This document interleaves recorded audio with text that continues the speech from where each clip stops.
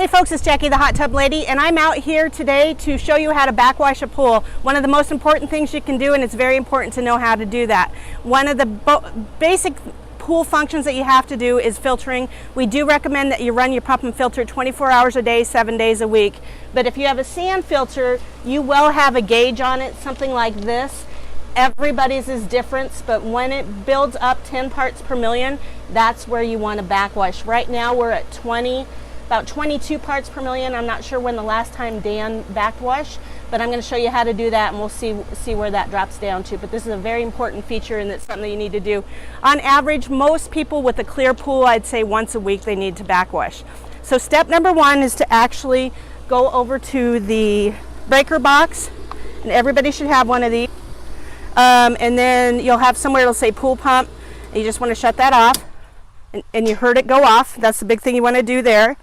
And then you come over back to your equipment, and you can see right now that it's on filter, and we're actually going to take that to the backwash, which is typically directly opposite of the filter. And to do that,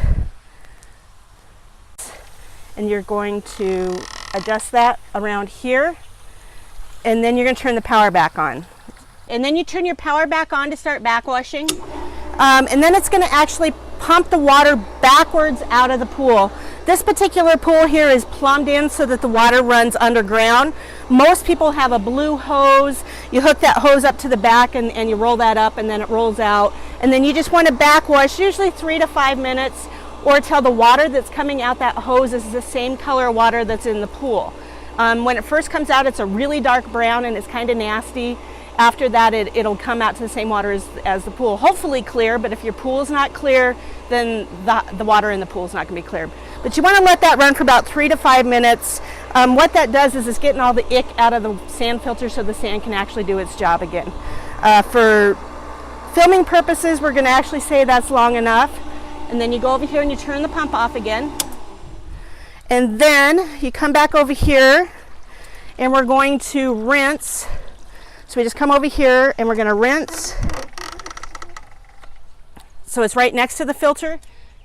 So you got your rinse cycle. You just push down and put it on rinse, and then we're going to turn the power on. This is only for about 30 seconds. So you just turn that power back on for about 30 seconds. Once that's done, turn that off. And then we're going to go back to filter. Just push down on the handle, slide it up, make sure it goes back down. That's what your pump should be on 99% of the time. Turn that back on, and we're good to go.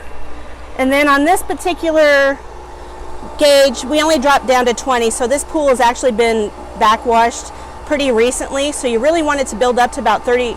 On this one, you're at 20, and you want it to build up to 30 before you backwash again, but this one had recently been backwashed. So what I do at home is I actually, after I backwash, I'll mark 10 points up, so that I would know at 20 or at 32 is when I need to backwash this pool again. But I just take a little Sharpie and put a mark on there and make that happen. But that's really important. It'll help keep your water clear, and something great to do for your pool. If you have any other questions, please feel free to call the store.